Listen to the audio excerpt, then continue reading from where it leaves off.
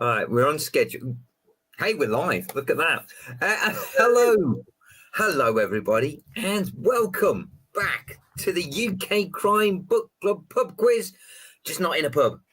Season's greetings, one and all. It is the Christmas special. We are very, very honoured today to be closing out the Winterfest that we've had on all day today. It's been yet another fantastic event. Thanks so much to all the authors who've joined us. And if you've missed out on anything, of course, you can go and catch up on it at any time via our YouTube channel, where all the videos will be. I don't know if they're there, but they will be there eventually. So, yeah, keep your eye on that if you've missed anything. There's loads of great stuff to catch up on. Talking of great stuff, I have two bits of great stuff with me today. Oh, stop it. What a great way to introduce them. Let's start off, shall we? On my right, unless I'm reversed, which I hope not, because, you know, you look really weird. My name moved backwards. On my right is author and admin extraordinaire. It is Teresa Gearing, a.k.a. TG. T, how are you today? I am very well, thank you.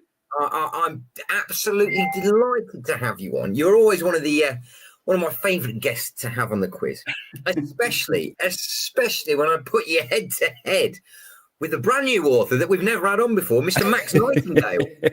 Max, your nose is growing so long. It is brand new, Max Nightingale. The debut book came out this year. Absolutely, yeah, absolutely. Jonathan Whitelaw, how are you? I'm very well, thank you. Very well. I did a little introduction. I did have detectives. Murder in Tinseltown, the new Max Nightingale book. Choose Your Own. How's that going? How's that been working?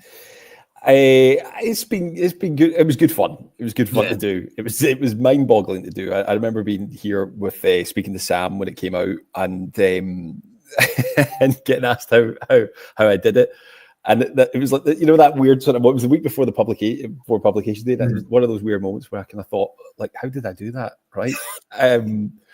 And thankfully, I've gone back to writing sort of like since it's been out. I've got other stuff that I'm working on, obviously, and it's been really, really nice to go back and work to like one single narrative that you don't have to worry about things tied up and all that. So it was very, very good fun. It was a great challenge, and people seem to be enjoying it, which is the main thing, right? I seem to be getting a lot of. I know we talked off air about my hate mail and all the rest of it, but I seem to be getting told how many times people are dying while they're reading it, and I didn't quite realize that there's it's like you could get blown up, there's car crashes, there's getting shot. It's a literary minefield, as they say. Not literally dying. We should warn people. Yeah, we should add that caveat. Yeah. Well, nasty paper cuts aside, obviously. And talking of mind-boggling, chaotic, and no idea how it's all come together, that is, of course, this quiz. We have 5 rounds of varying degrees of quality. Some that make perfect sense, some that made sense when I came up with them. One that I know will get the usual groans from the audience. But I'm really proud of it because it's Christmassy themed, literary themed, and also it's really tenuous. So that's my favourite round this year. But we're coming to that in a little while. Let's refresh everyone's memories of how the quiz works, because it's been a little while. In fact, it's been a year. This is all done just for fun. There are no prizes. There is just the glory of winning. And I believe last time it was a close fought thing between you two, wasn't it? Wasn't there a couple of points in it? I think so. I'm pretty sure I lost. I always lose. 1 point. 1 point in it. One point. So this one. It's a results-based going down to the wire last time. Will we see a similar degree of competition this time? I hope so. It might be that everyone gets 0 out of 0 because the questions are completely out there.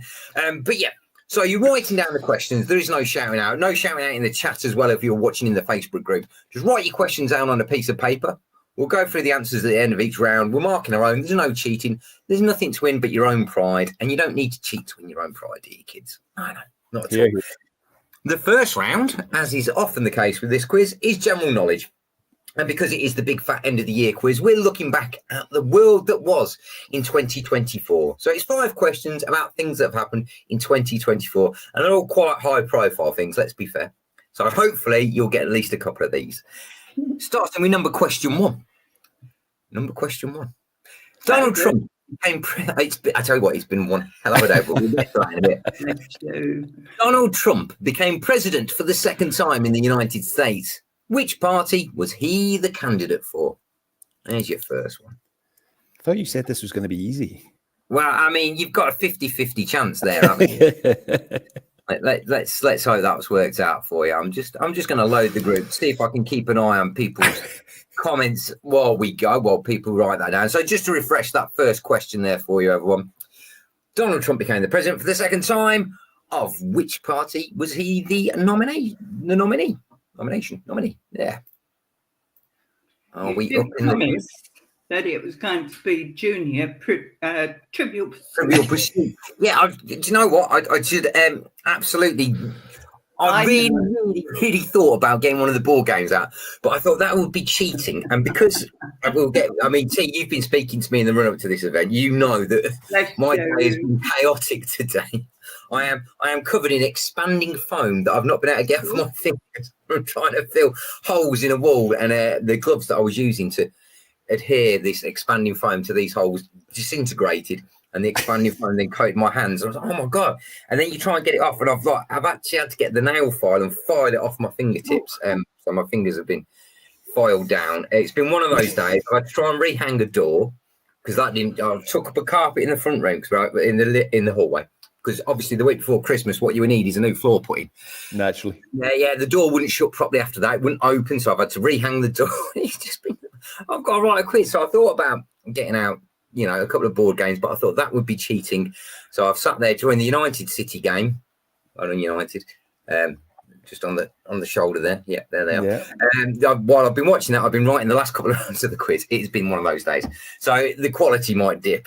So that's my excuses out the way. Everyone else is still watching along, I hope. While I've been on a wonder, shall I do question 2? This is a quiz after all, not the Ben Bruce feel sorry for me show. I was enjoying that. I felt a lot of precious as I agreed to come on here earlier on in the week. It was nice. It was nice to have that lovely distraction. There you go. Question number 2. Which landlocked European country recorded their first ever competitive win in football in September of the year, breaking a 140-game winless streak? So basically, think of a really small, landlocked European country, and you'll be well away. There's only a few of them. T's like, why have you put sport in? I should have brought the wine. I'm on the coffee. Listen, by the way, T, I'm on the coffee, and I'm still useless at it. So don't worry about it. It's in the morning, though, isn't it, Jonathan? It is. Yeah. Well, it's 12:10. It's the afternoon. It's a little early for me. Yeah, it's Christmas, eh? Yeah. It is Christmas. Oh yeah. If I hear that one more time. Well, you've had a guess, have you? Excellent. When do people break up in Canada, Jonathan? Are the schools broken up? Yeah, are they another week? I think it's this week. week. My kids aren't at school yet, so my oldest is he's at nursery. But they're right in. I mean, the nursery's only closed Christmas Day, Boxing Day, and then New Year's Day.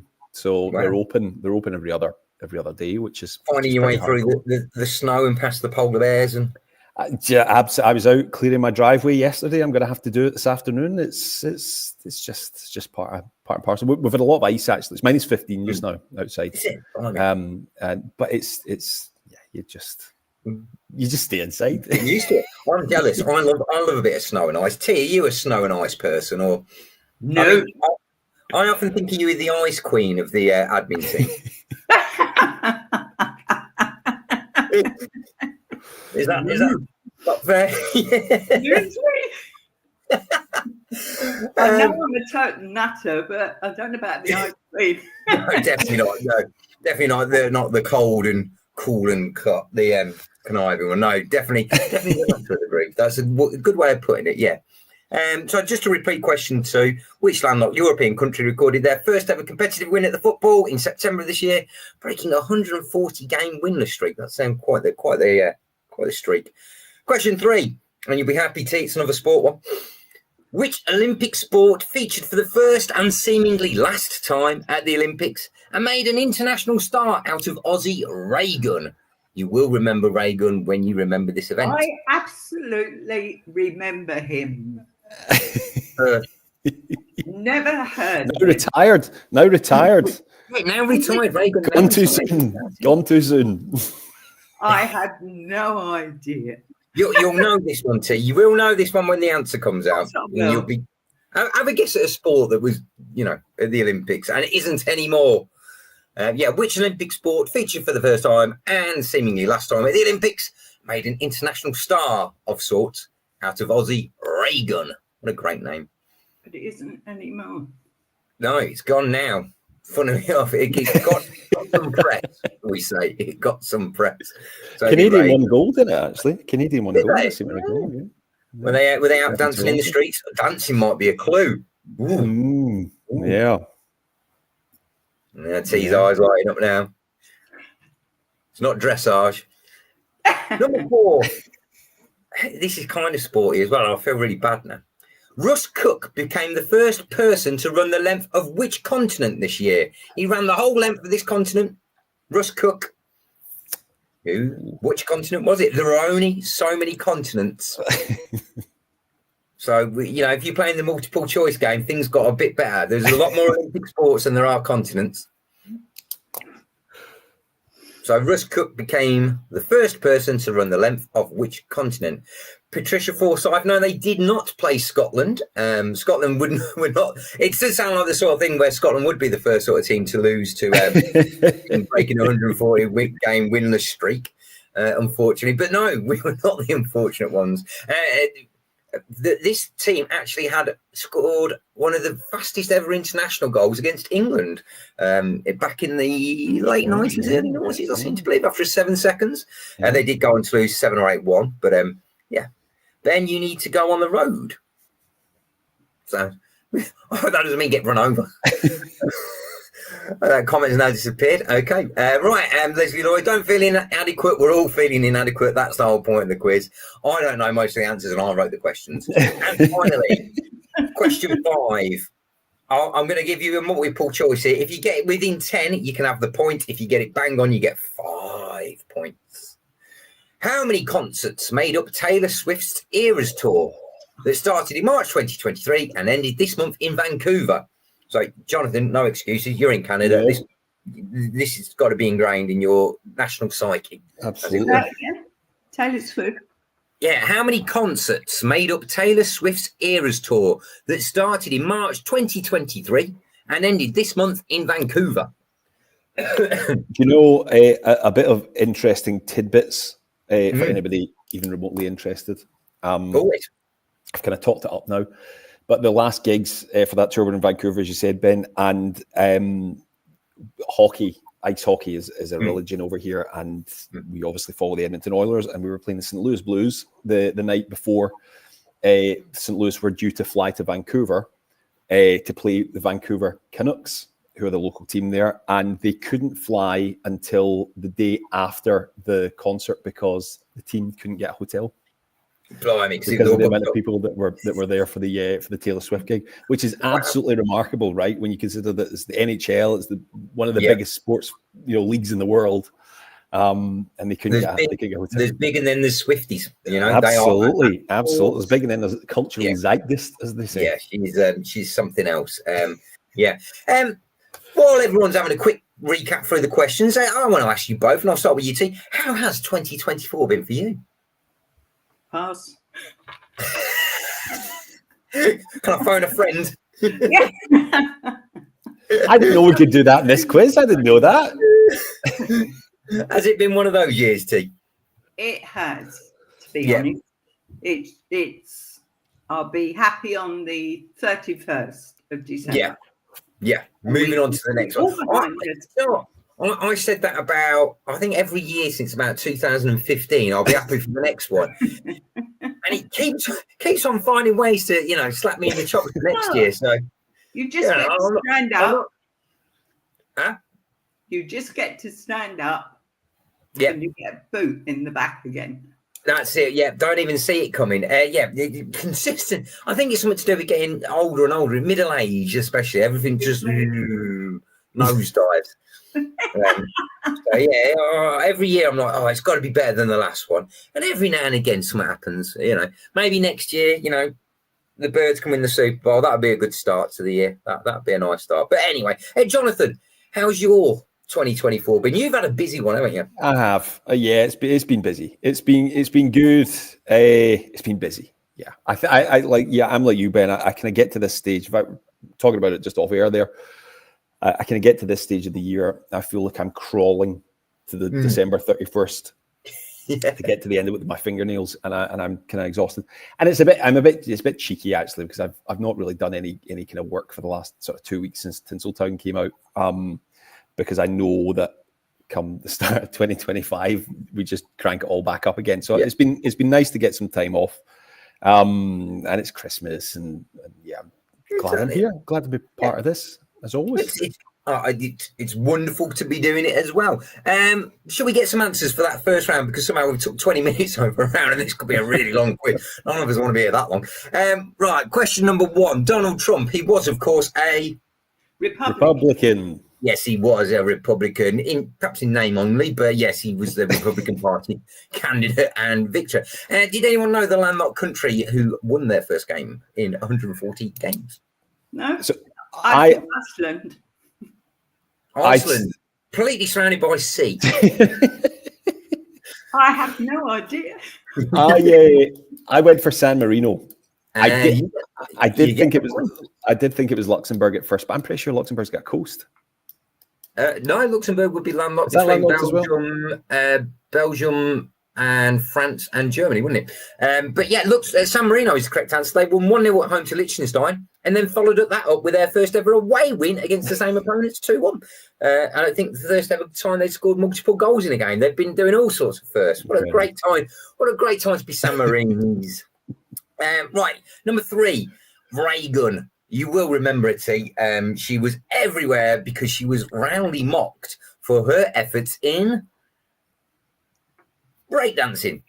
Yeah, I've got ice dancing. Oh, so close. It was just someone. It's just spelled wrong. Yeah, break your neck dancing. Yeah, got some sort of dancing in there. Yeah, she had an absolute mare, and the sport hasn't kicked on. And strangely enough, for breakdancing, won't be part of the LA Games in 2028. One game that will be, I'm going to give a shout out to, is flag football, which is the non-contact version of American football. Those who know me will know that I coach and play flag football, so I'm really excited to see some of the kids we've got in our team who currently play for the under-17s in GB and things like that, getting a chance to maybe kick on and fulfill their Olympic dreams. It's really exciting time for the game. So yeah, fantastic. Hugely excited to see how GB do in LA. I'm trying to find a way to get out myself. Won't be playing, let's put it that way. Right, what continent did Russ Cook run? Africa. He did, yes. He ran Africa. He was robbed. He had health issues, funnily enough. He set off in April 2023, and over the course of 352 days, ran from Cape Agulhas in South Africa to Cape Angela in Tunisia, and raised $870,000+ on the way. Incredible. The so-called hardest geezer, and I think that is a moniker well earned when you run the whole length of Africa. Madness. Especially considering he was blessed with ginger hair, which I can't imagine under the African sunshine. That sort of complexion does very well at all. So he's done extremely well. Maybe that made him go faster, trying to get out of the heat. Finally, how many concerts made up the Taylor Swift tour? I said 10 either way. So go on, give me your numbers, guys. T, you go first. Ladies first. Can I cheat? Go for it. 105. Ooh. I said 110. Ooh. And you are both massively underestimating the pull of Miss Taylor Swift. She went on for 149 concerts. Oh my God. So if you got 139 to 159, you can have a point. And if you got 149, you have 5.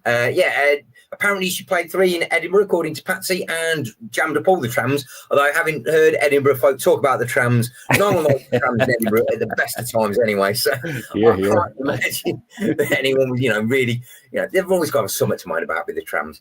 Right. Last year we did a double or quits round on the Christmas quiz, and I quite like that. So we're doing another Christmas double or quits round based around literary world events, because we all like books. That's why we're here. So extra points for book round. Yeah, can't go wrong with that. there's easy questions to start with. So if you get the first question right, great, you get a point. If you get the second part right, you get to double your points to 2. But if you get it wrong, you get nothing. So you can just stick on the first one and go for 1, or you can go for it and go for 2, but maybe you get nothing. So does that make sense to everyone? It does. Cool. I'll explain it all at the end anyway. Right. At an event in Scotland back in Scotland back in February 2024 made international headlines for all the wrong reasons, as punters complained of it being a rip-off, and an iconic image of a sad-looking lady with green hair doing a science experiment went viral. But which book series was it based around? And for double the points, which city in Scotland was it in? So you will remember this event. It was all over the papers. It was an absolute shambles. They did it in one of the big exhibition centres. It was meant to be a big, I don't want to say a word that will give it away, a big, amazing event for kids. There was loads of pictures, AI-generated pictures. And when people went in, there was a couple of tables, a couple of NAF science experiments, and a random character who wasn't in the books turned up. I do remember. I can't believe that was February. That feels a lot more recent than that. When I realised that was this year, I was like, that cannot be so. But it was. Question number 2. Slow Horses returned for its 4th season this year. But what is the name of the building in which the Slow Horses operate out of? And for your double up, name any of the other books in the series, not novellas, full-length books, please.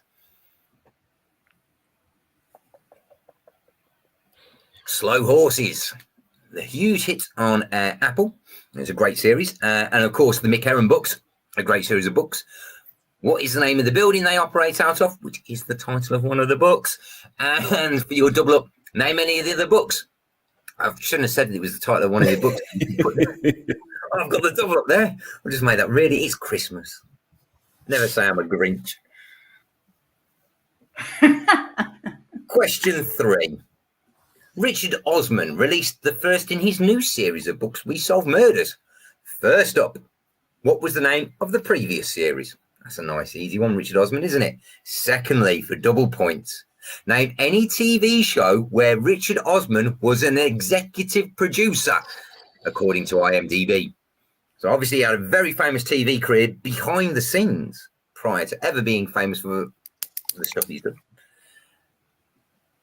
Prior to ever being famous for Pointless, let me tell you now, Pointless is not an answer. It would be a pointless answer because he wasn't exec producer on that. So you can cross that out if you've just written that down. That's me being nice again. I just saved you both from certain doom there. Absolutely. Absolutely.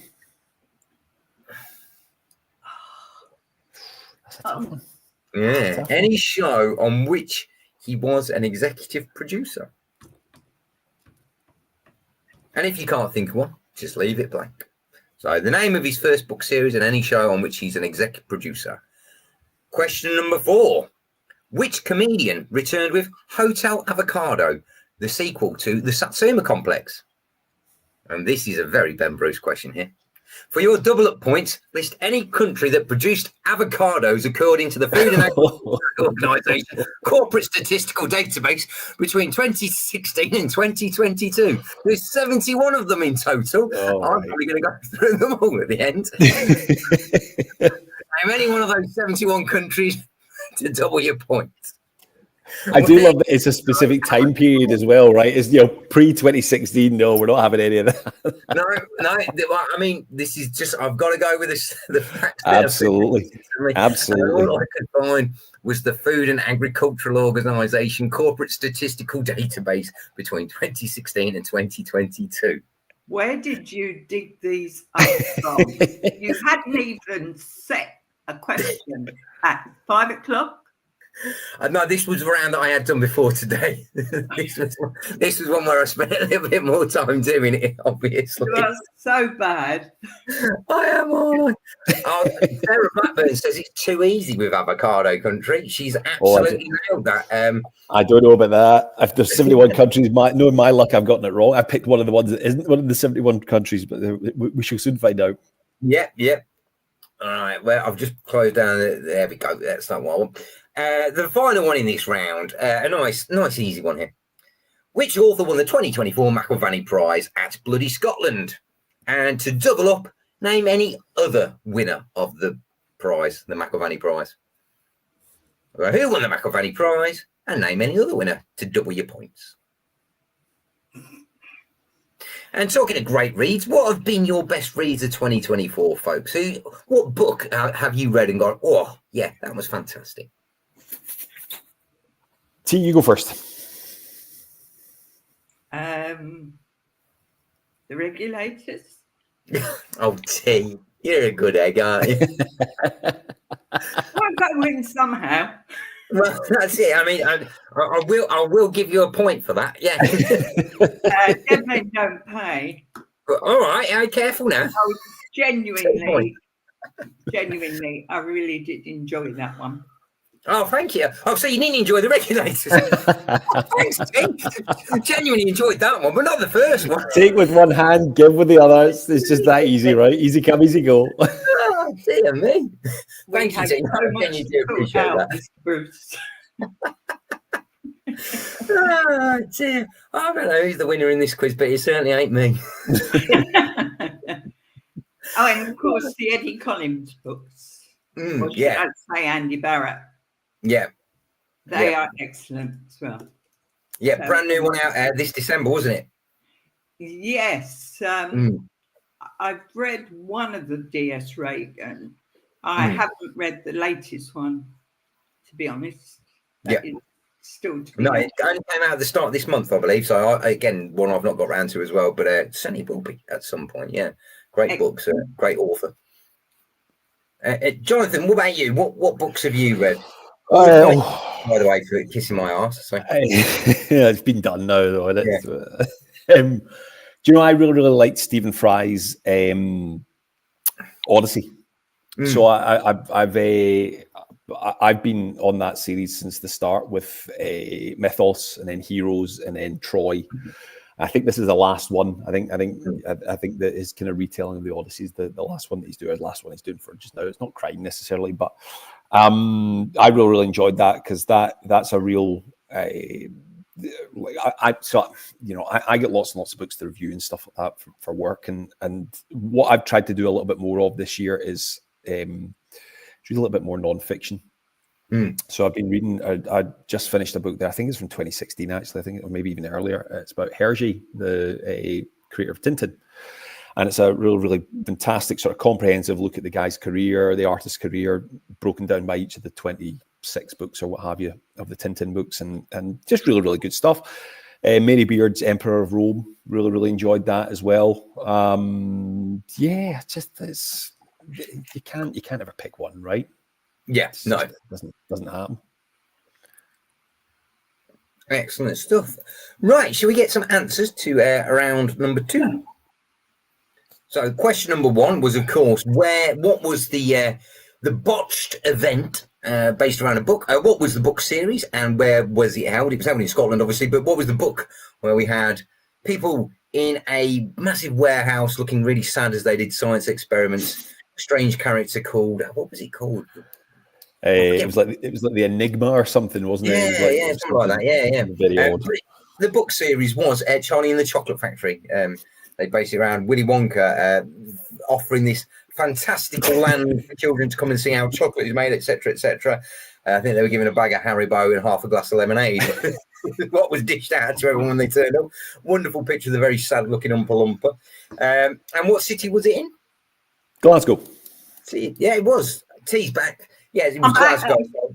1 point for Charlie and Chocolate. Oh, your connections have come out, have they? 1 point for Charlie and the Chocolate Factory. We'll wait and see what T's doing. Wait till she's back. I was running out of battery. Oh, you don't want to do that. Oh, really? Yeah, that would have been chaotic. So, did you hear the answer there, T? No, I've got. Right, so Charlie and Chocolate Factory was the answer for the book. If you got that 1 point, if you got Glasgow, you could double up to 2. If you got anything else, you'll have to take it away. And if you left it alone, just have 1. I was rubbish in this room. No problem. Rubbish. I think I'd be excommunicated if I didn't get that one given. I may be 5,000 miles away, but it's you can take the boy out of Glasgow, etc. I claim that I'm from down south. You claim? Where are you actually from? Down south. There you go. It's not just a claim. You don't have to claim it. It's a fact. Right, slow horses. Slow horses returned. Where are they? Where do the slow horses work out of? What is the name of the building? I'm a bit nervous about this because I don't know this series half as well as I probably should. So I said Slough House. You were correct. Oh, no fantastic! Nerves.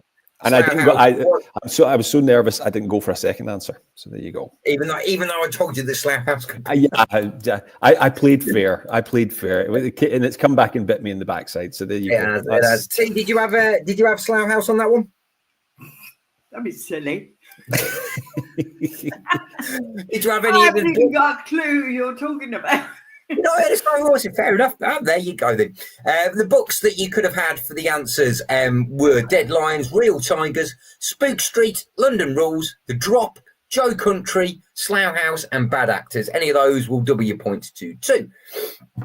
Richard Osman's book series. His new series is We Solve Murders, but his first book series was called Thursday Murder Club. Yeah, exactly. Thursday Murder Club. Now, doubling up on this one, these were a little trickier than I expected them to be when I thought of the question and didn't know the answer. But I stuck with it anyway because, it was a good idea. He exec produced on a number of shows. Did anyone have any pumps at a show or did you play it safe? I sort of copped out and went for House of Games. That was what I was trying to think of, to be fair. And I couldn't. Because I know he hosts it, doesn't he? It says it's hosted. And I'm going to double check that because I've not got that down in my list, but I'm just going to check that on IMDb. Who the executive producers are. Cast and crew, all cast and crew. This is getting exciting. Contestants. I want contestants. I want crew. Here we go. Exec producers. He's not an executive producer. No. There you go. Points off 0. Die by the sword. The executive producers shows the executive produced were 8 out of 10 Cats, 10 o'clock live. You have been watching Alternative Election Night, Ban This Filth, Beat the Nation, The Games, If I Ruled the World, and Boys Unlimited. Very few of which I'd heard of or knew he worked on. There we go. If you got any of those, well done. You deserve those double ups. Okay. The author of Hotel Avocado and the Satsuma Complex, British comedian, wonderfully funny guy, is Bob Mortimer. Indeed, the fantastic Bob Mortimer. I'd love to have him on the quiz, but I don't know if we'd get past the first round because Bob's something special. Did anyone know him? He lives down the road from me. Does he? Oh, T, if you can go and find Bob, right? Get him in our group. He'd be fantastic. Oh, get him on the show. A couple of years ago, I actually saw him in the town. Did you? He glanced, and I just smiled because he obviously didn't want to be talked to. Yeah. So I just ignored him. But he did go up the road smiling, I must admit. Of course he did. He's a fabulous bloke. Oh, it cracks me up. He's definitely probably my all-time favourite comedian. He just leaves me in stitches. I spent about half an hour of a lunch break the other week going down a rabbit hole. I'd seen a clip. He'd been phoning up another DJ's late-night radio show, pretending to be this guy who'd been filming his nephew. This guy was asking for these videos of people doing amazing things, and he's filming his nephew because his nephew was a sprinter, and he's just spinning this yarn about his nephew and talking in the way only Bob can about his nephew. He runs canny fast, like he runs canny fast. And then every week he'd be phoning into this chap and just rambling on. And you could see this guy, you're not quite sure whether to laugh or whether he's laughing with him or being pulled along. No idea it's Bob Mortimer for weeks on end. And then he sent in this video, this highlight video of this kid running, and it's the creme de la creme. The build up to this joke is fantastic. And yeah, just Bob, just an incredibly funny guy. Avocados. Where would you find avocado growing according to the Food and Agriculture Organization Corporate Statistical Database between 2016 and 2022? Pick a country, any country. I said Italy. Italy. Oh, God. I said Santiago. Is that even a country?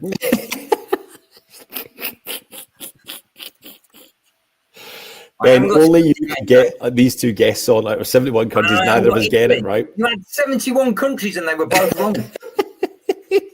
You could have had. I'm going to have to go. Santiago is a country. Unless it's the capital city of Chile. What? Santiago. Oh, is Chile on the list? Is Chile on the list? I don't know. Santiago. You're going to get it. If Chile's on the list. If Chile's on the list, you can have it because you've gone for the capital city. Absolutely. Chile's on the list. There you go, T. Double up. Merry Christmas. Merry Christmas. 2. 2? What? Yeah, 2 points. If you got Bob Mortimer as well. No. I didn't. I guessed it afterwards when he said. Yeah. When Johnson. Okay, then, right. So if you've got any one of these countries, if you're playing along at home, Mexico, Colombia, Peru, the Dominican Republic, Kenya, Indonesia, Brazil, Vietnam, Israel, Haiti, Chile, Ethiopia, the United States, Guatemala, China, Venezuela, Spain, South Africa, Morocco, Malawi, Australia, Cameroon, the Democratic Republic of Congo, Angola, El Salvador, New Zealand, Turkey, Ivory Coast, Madagascar, Ecuador, Portugal, Philippines, Lebanon, Paraguay, Sri Lanka, Greece, Bolivia, Costa Rica, Panama, the Republic of the Congo, Ghana, Central African Republic, Zimbabwe, Rwanda, East Timor, Argentina, Cuba, Palestine, Jamaica, Honduras, Grenada, Samoa, Bahamas, Cyprus, Guyana, Dominica, France, Bosnia and Herzegovina, Eswatini, Barbados, Malaysia, St. Lucia, Tunisia, Puerto Rico, Fiji, Bhutan, French Polynesia, Suriname, Trinidad and Tobago, the Cook Islands, or the Seychelles. Don't ask me to repeat them. You can have a point. I am not repeating them. Very impressive. Very impressive. Don't you start, see. Somebody's got Mexico. There we go. Right. So. What I will say, in my defense, I mean, Italy need to get on that, right? It's like all the countries in and around them are growing these avocados and they're not. So. Greece is in there. Turkey's in there. Yeah. France was in there. Honestly. Should have known Turkey. Honestly. Yeah, too many people growing olives. That's what it is. That's quite, they clearly don't need them. Clearly don't need the market, right? Who won the McIlvanney Prize? Mr. Christopher Bookmeyer.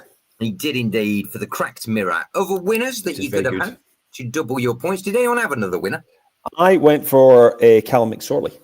And you would be right. She's saying no, she did not. But Callum McSorley was last year's winner, I believe. He was.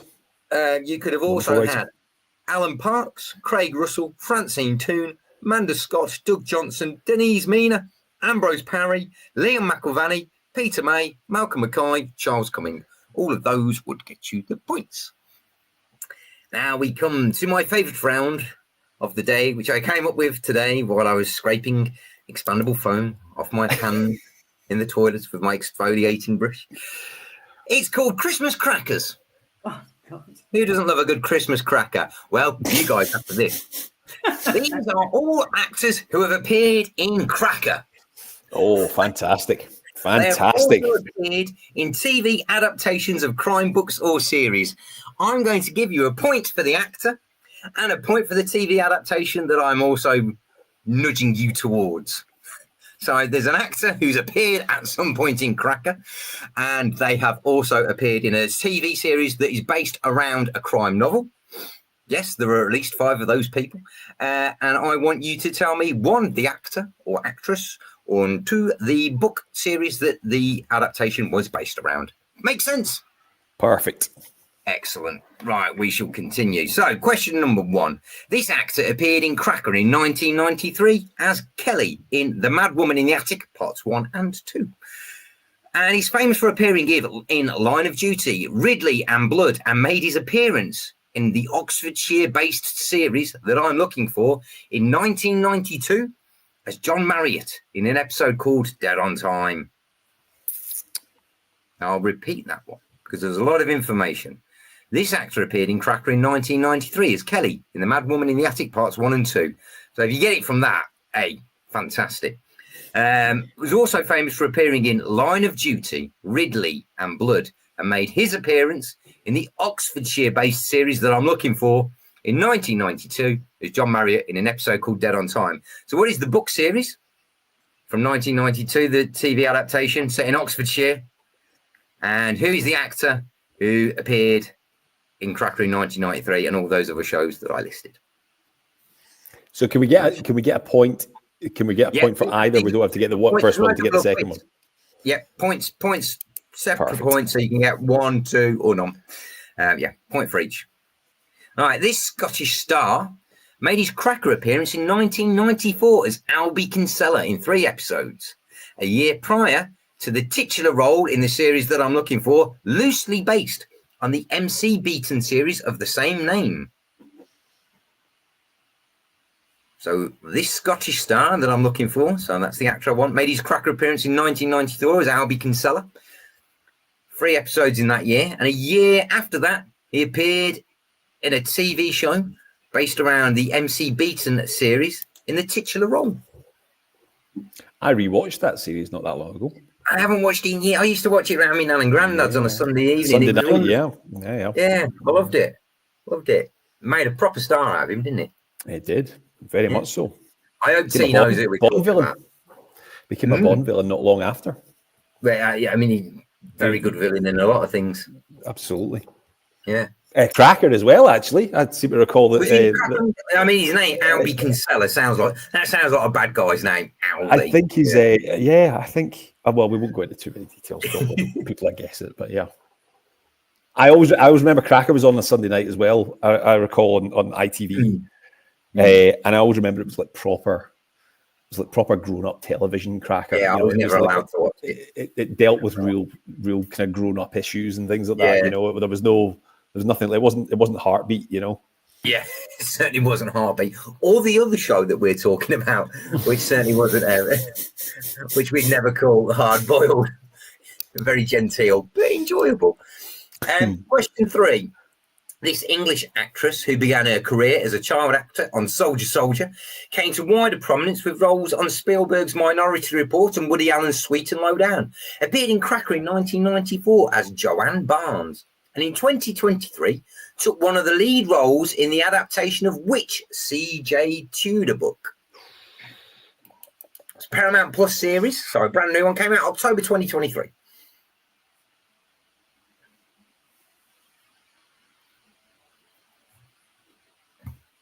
Can I have the wooden spoon now?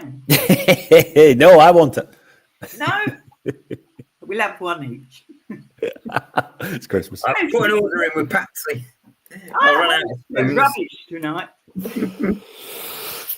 These are hard. These are hard. These are. This is... It was easier last time, wasn't it, John? It was. Yeah. I'm out of habit of doing it, you see. I haven't done one for a year, and I may never do one. Right, question 3 again. English actress who began a career on Soldier Soldier as a child actor, came to wider prominence with roles in Spielberg's Minority Report and Woody Allen's Sweet and Low Down, appeared in Cracker in 1994 as Joanne Barnes, and in 2023 took one of the lead roles in an adaptation of which C.J. Tudor book? Question number 4. A real staple of British film and TV, with roles in Doctor Who, Human Traffic, and so much more, appeared in 1995's Cracker episode called Best Boys Part 1. This actor, he took the role of the detective who lends his name to this show based on the series of books by Peter James. To be fair, you should have got it when I said he was in Doctor Who and Human Traffic, and you should have worked out exactly where I was going with it from that point onwards.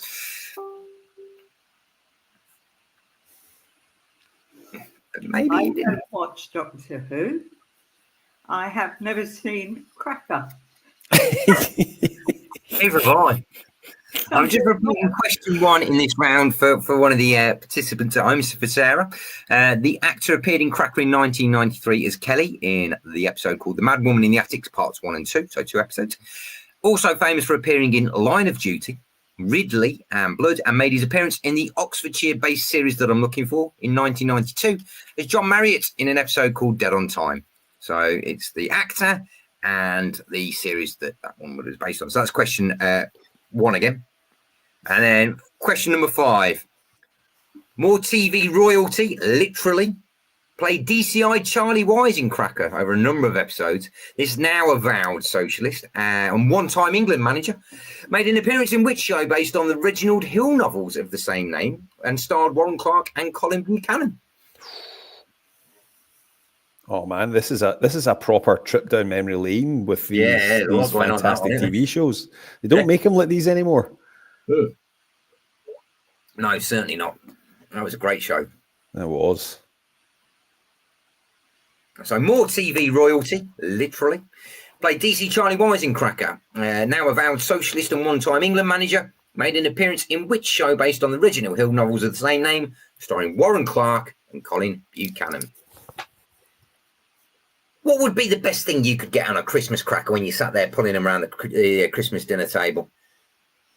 You like the paper hats? You like a good game? I like the hats. I like the hats. Yeah. I like when the hat goes on at lunchtime. That's usually it until bedtime for me, which is a minor miracle given A, how big my head is, and B, how stupid my hair is. So it's not every year, and I prefer the fully paper hats. I don't like the sort of half foil, half paper. Or all foil, which is it's an art form, right? Far too showy. That is far too showy for Christmas. It's Christmas. Got to have a little bit of tack on Christmas. I do love a good Christmas hat, and once it's on, it doesn't come off. I usually still have my Christmas. I wear this all day as well, and then I'll have that and the hat around it. See what do you look forward to in a Christmas cracker? Are you one of these who's going through all the jokes and cracking them? The rubbish jokes. I do enjoy a good rubbish joke as well. Unfortunately, I tend to have known all of them. I do think that in crap joke writing, I think I could have made a few pennies out of that, but alas, the shit might have sailed. Now AI is probably doing it all, and they'll be even funnier. True. Not. The one thing that I keep hoping I find in a Christmas cracker, of course, is a second wind, so I can get more dinner down with it. It's yet to materialise. I think it's still right. Anyway, the leftovers at Christmas, you can't go wrong. You needed it today. I tell you what, it's been one of them days. I went to bed early last night thinking I'm going to give myself loads of energy so I can really be up for this. Vicky was like, you're never going to bed at like 9 o'clock. Yes, I am. I'm going to bed. You won't be asleep when I come up. I was gone. I felt so good this morning when I woke up. Well, you've been wonderful. You've been a wonderful host, Ben, as always. I appreciate that. We're not finished yet, but do give yourself a point for that there, John. I was just going to say that won't get you any more points, John. I'm giving them out like sweets today. Oh my goodness! So whose line's it anyway? Right. Shall we get some answers? Oh God! Did anyone know who number 1 was? Cracker in '93, From Line of Duty, Ridley and Blood. I didn't get it. I mean, Line of Duty was the big clue. I just put John Thor because I haven't got a clue. No, Line of Duty, obviously Adrian Dunbar. Never watched that. Oh, of course. Going down the Liffey in a bubble. And the book series that he was based around, John Thor, I'll give you the point for, because obviously we're looking for the Inspector Moore series. So have a point for that too. Thank you. All right. The Scottish Star, Albie Kinsella, MC Beaton was, of course, Robert Carlyle. And this show was Hamish Macbeth. What a great show. I knew that. Well, you can have a point for knowing it.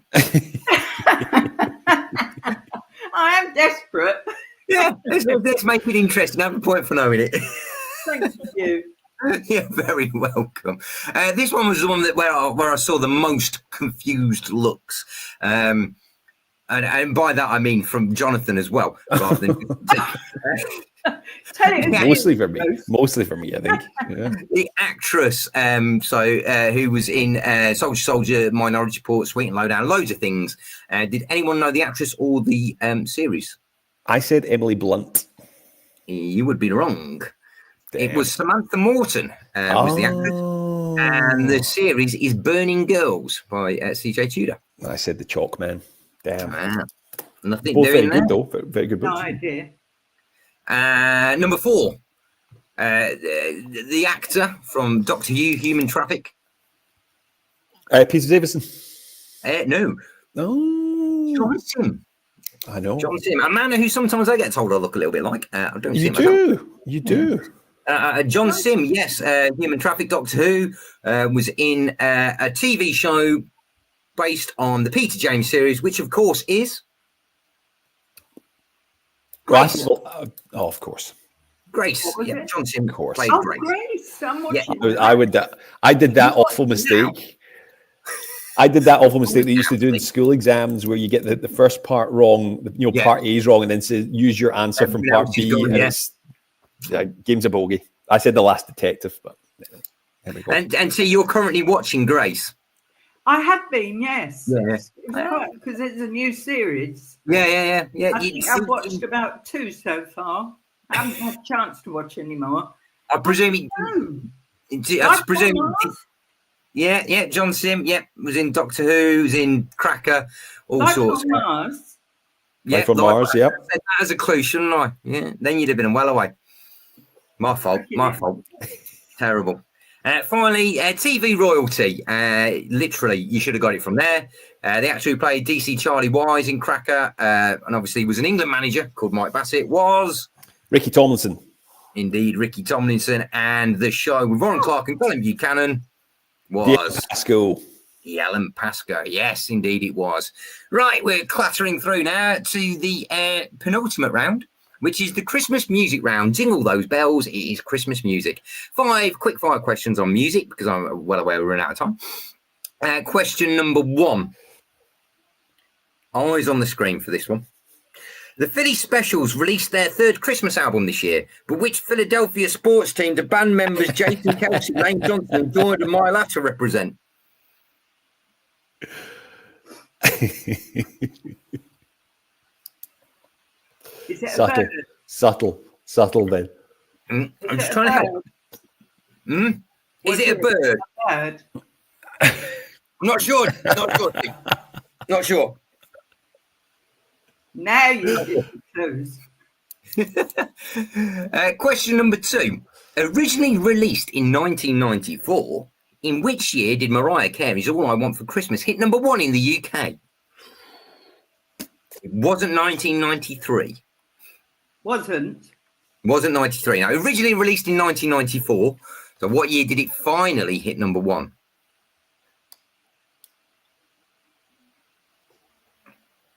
You've only got 30 years between now and then, so it's a 1 in 30 chance.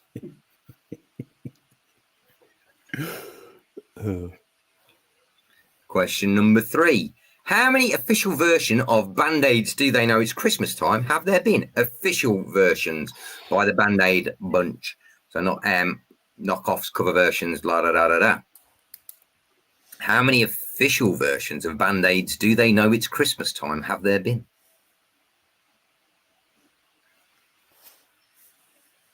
Question number 4.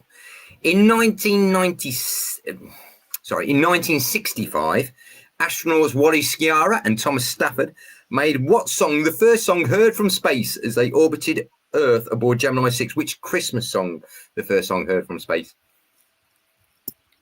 Or it's the first Christmas song? Well, it would be. It's definitely the first Christmas song heard from space aboard Gemini 6.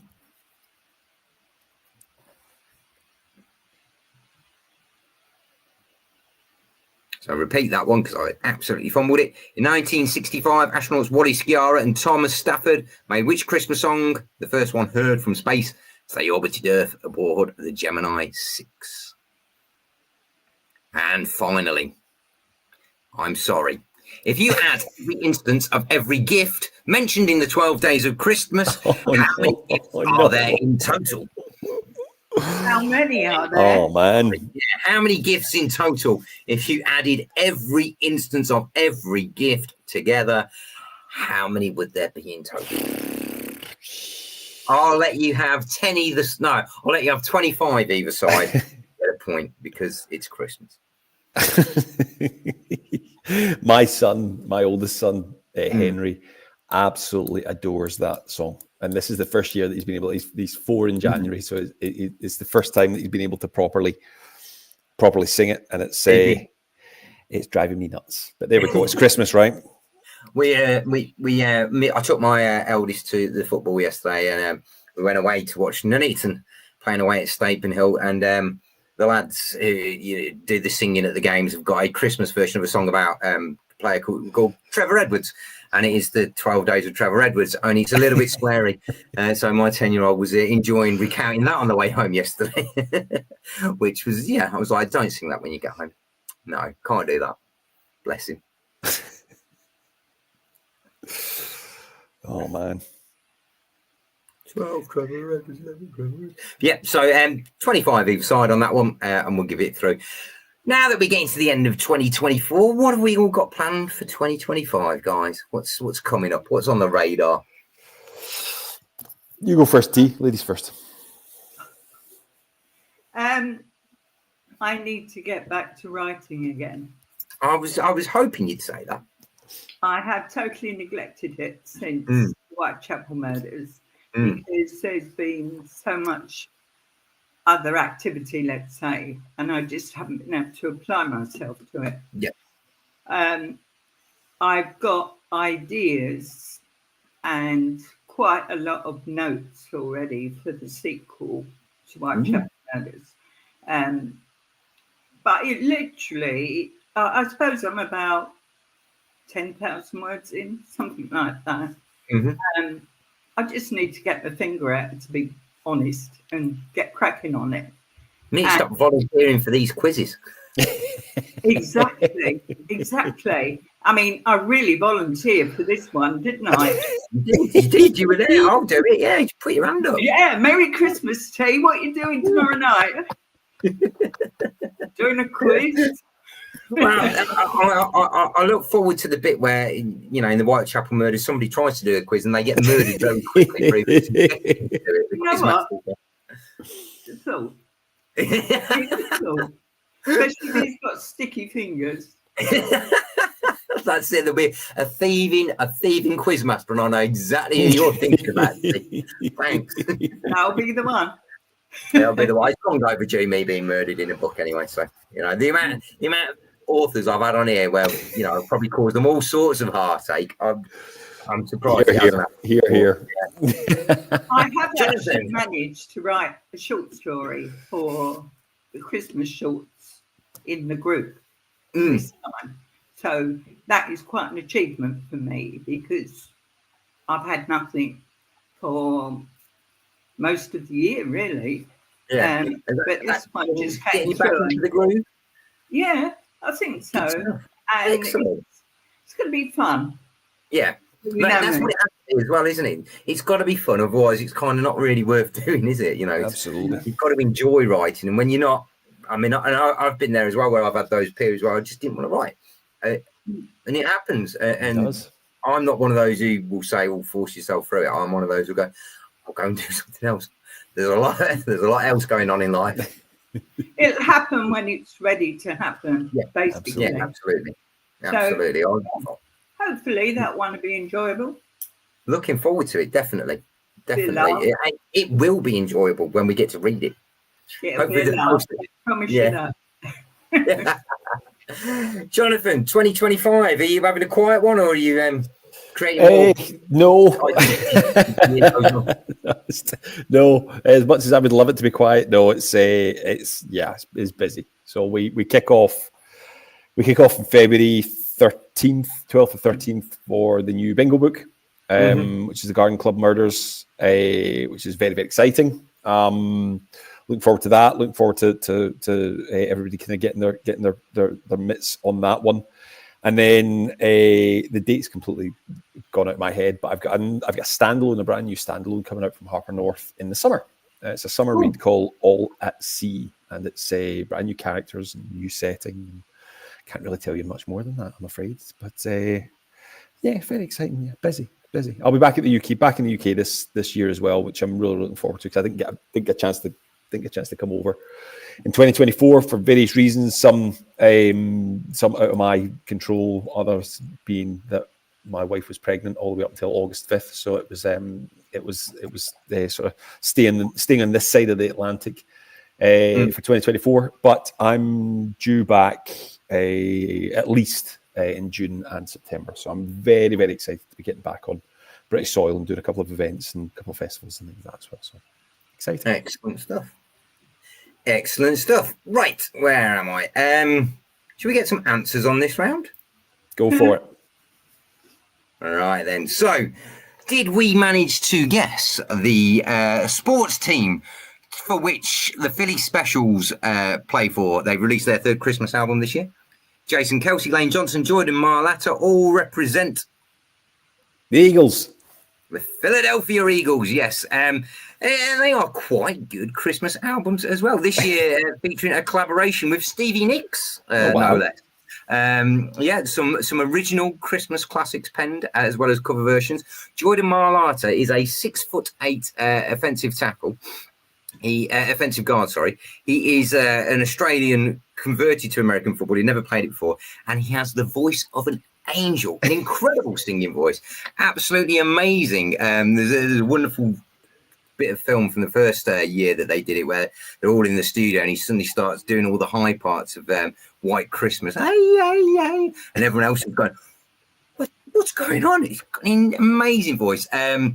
It also features collaborations from Jason Kelsey's brother, Travis Kelsey, of course, who is currently with Miss Taylor Swift. So I'm figuring that she must be long overdue on a Philly Specials album at some point. But being a big Eagles fan, it's a mainstay of my Christmas is listening to their new Christmas album. So I wanted to throw it in there. It's all for charity, all for a great cause.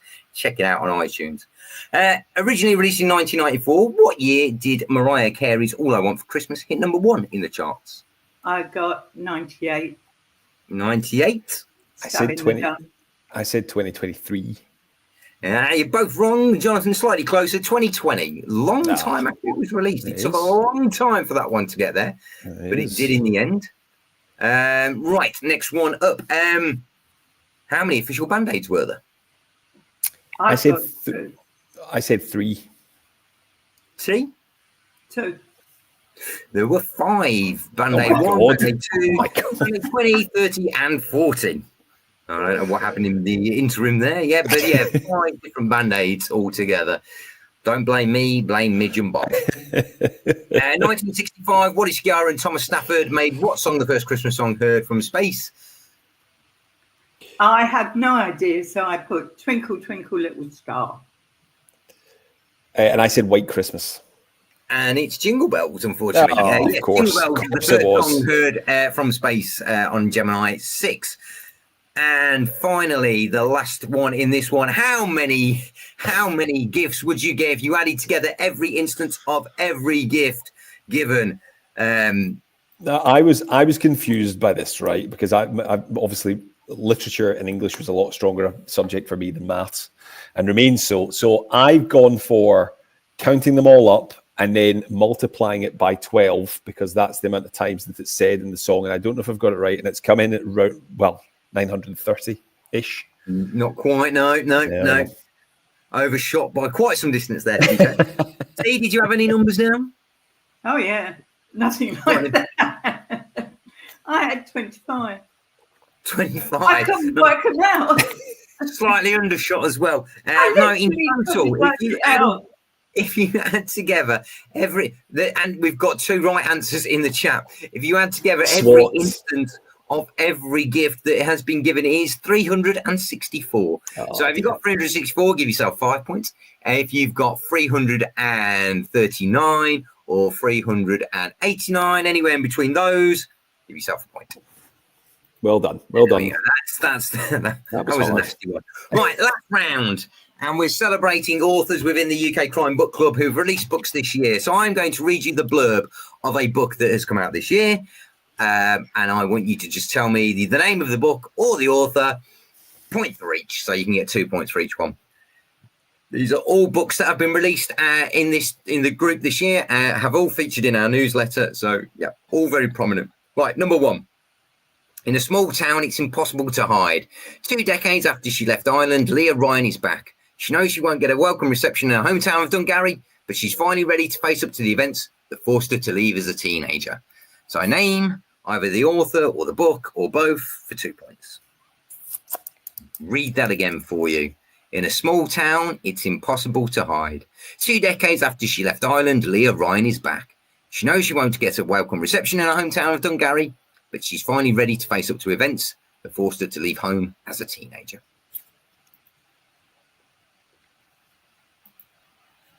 That's the first one. Number 2.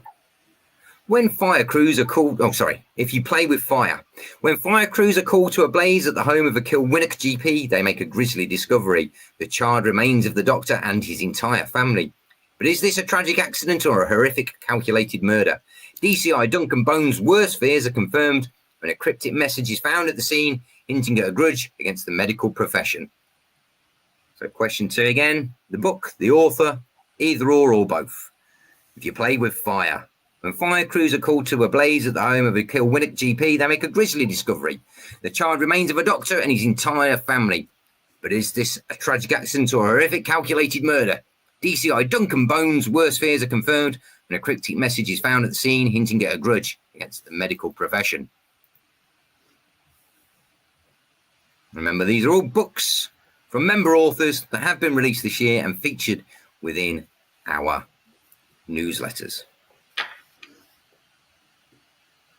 The next one. Meet Detective Nicky Hardcastle in his brilliant Suffolk-based crime series. 2 grisly murders, 3 days apart, 1 brutal killer. The call comes at midnight on a stormy March night. A body has just been found hanging from a tree on Hardwick Heath. In the dead man's pocket is a handwritten note. Sorry, life is just too hard. Love to you all. Detective Nicky's instincts tell her this was no suicide, but someone has gone to a lot of trouble to make it look like one. I'll read that again. 2 grisly murders, 3 days apart, 1 brutal killer. The call comes at midnight on a stormy March night. A body has been found hanging from a tree on Hardwick Heath. In the dead man's pocket is a handwritten note. Sorry, life is just too hard. Love to you all. Detective Nicky's instincts tell her this was no suicide, but someone has gone to a lot of trouble to make it look like one.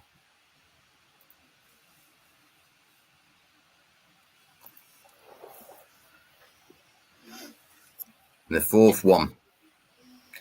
Money, love, power, hate. It doesn't matter the era. The motivations for murder never change. Gerald Traynor is dead. His body abandoned at the dockside warehouse he worked at. The list of suspects is long and the motivations plentiful. But who was it who took his life? And number 4 again. Money, love, power, hate. It doesn't matter the era. The motivations for murder never change. Gerald Traynor is dead. His body abandoned at the dockside warehouse he worked at. The list of suspects is long and the motivations plentiful. But who was it who took his life? And finalemon. Los Angeles, 1958. The brightest and best names in Hollywood have gathered at the Royal Premier Hotel on the eve of the biggest award show of the year. Things take a devilish turn when leading lady Blanche Ackerman is found murdered in her room. Last one again. I was going to say they all sound really, really good, except that last one. Do you understand? Yes. Terrible. Would you like to list your books, please? The biggest, brightest and best names in Hollywood have gathered at the Royal Premier Hotel on the eve of the biggest award show of the year. Things take a devilish turn when leading lady Blanche Ackerman is found murdered in her room. I think you've all worked that one out anyway. Well, I know the author. I'm very sorry to hear that to you. Terrible human being. I just can't remember the name. We've mentioned it already tonight, see. I know. Do you know what I will say? Obviously, the obvious one aside, those all sound fantastic. I mean, you know, it's an art of the art of the blurb, right? It's the art of the blurb. There's been some brilliant books this year. Absolutely brilliant. Yeah.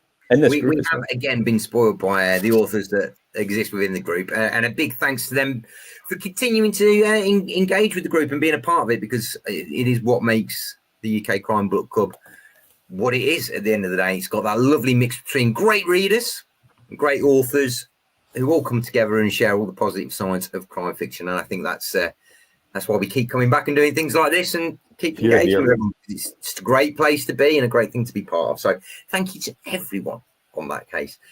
Shall we get some answers? Yeah, go for it. So the first one, small town, impossible to hide. set in Ireland. Did anyone get the book or the author? I didn't actually. For my shame, I recognised the blurb. I couldn't.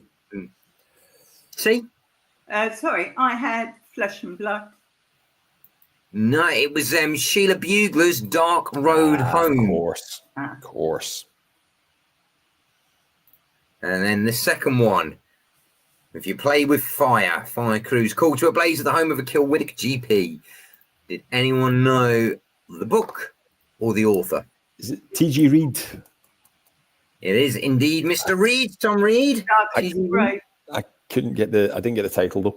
The book is Burn It All Down. Oh yeah, of course. 7 in the DCI Bone series came out in August this year, I believe. I had Dark is the Grave. Yeah, no, I'm afraid Burn It All Down, but you get a point for T.G. Reid. Yeah, Tom Reid. Point for Mr. Reid. Anyone? The next one, the D.I. Nicky Hardcastle book. The call comes on a stormy midnight on a stormy March night. Body found hanging from a tree on Hardwick Heath. Anyone know the author or the book? Blood on the Track. Not Blood on the Track, no. Is it the Hardwick Heath Killer? It is the Hardwick Heath Killer by Michelle Kidd. Yeah. Number 4, Money, Love, Power, Hate doesn't matter the era. The motivations for murder never change. I didn't get this one. I didn't get any of it. I was dumbstruck by the blurb. Sounds great. It is a great blurb. Let me just. Yeah. Oh, I knew it rang a bell. Thanks for saying it was a great blurb. Yeah, sorry, that's admin approved. I was going to say, like, I'm getting set up for a fall here with the next one, right? Because I don't think it was admin approved. So, yeah. So, and that was Dead Men Don't Pay by B. Bruce, which is me. And I got that one. Thank you, T. Yeah. Jonathan, for saying you sounded like a great blurb, you can have half a point. Oh, bless you. I don't deserve it. Bless you. And finally, half a point for Jonathan. Yeah. And you can have half a point extra as well, T. Finally, Los Angeles 1958, the biggest, brightest, best names in Hollywood. Oh, I think somebody's poker face slips. I think we all know what this one was. Am I going to have to see it? I believe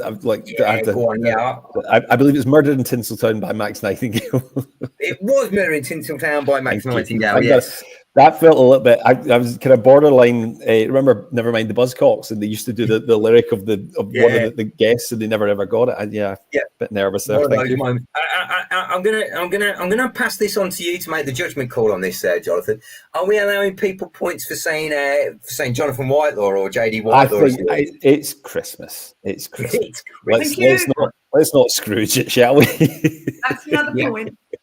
Yeah, 2 points for book and author, Sam. 1 point for the book, 1 point for the author, 2 points in total. That, everybody, is the end of the quiz. So please do some quick adding up, which will be quicker than when you're trying to do the adding up on the 12 days. none more accurate right now. And let's work out what you've got. Of course, if you're playing along at home, you can drop your scores into the chat for me, please, and we will all have a look at what everyone's doing, how everyone's done. 18 from Sam Brownlee. There is the low bar to which we all have to adhere. Okay, Sam. See, Jonathan, who's going to be brave enough to say their score first? You go first, T. I'm not saying. I got 20. 20 for Jonathan. I got a nice round 20. What's it out of? 100? I have no idea what it's out of. I was now points for 3. 15, 20, 25, Jonathan. Congratulations. There's a few double points. I deserve no, that's how many there are. I got. All right. There's a few double points. So I think we're probably around about more 35, than 25, maybe. I know the bonus ones. So we've got a 12, a 21, and a 10 in the chat as well. T, did you beat Jonathan? No. Sure you 9.5. 9.5. Talk about rubbish. 19.5. Yeah, that's what I heard. 19.5. 19.5. That sounds about right. So close. Just a half point in it this year. Yep. Jonathan, see, thank you so much for coming Thank you, Ben. and playing along. I have had an absolute blast doing the quiz. Same time next year. Same time next year. And let's do it in the flesh in September when we have UK Crime Book Club Live as well. Let's make sure we're all there in the flesh for a real live event. I don't know. Have we even announced that? Am I announcing that now? I don't know. It's Christmas. I'm just throwing it out there, folks, that we might be doing a live event in September. I think it's September. I can't remember. So get your tickets when they're available. I'll do the quiz there. There'll be panels. It'll be fantastic. Sorry to the rest of the team if I've announced something that shouldn't have been announced. My mum only got 12, so unlucky mum. Yeah, sorry about that. And thanks again to Jonathan and T for playing along. Thanks to everyone else for watching along at home. This has been a great way to spend a Christmas evening. I've thoroughly enjoyed myself, and we shall see you all again in the new year. Until now, have a very, very Merry Christmas. Take care. Bye.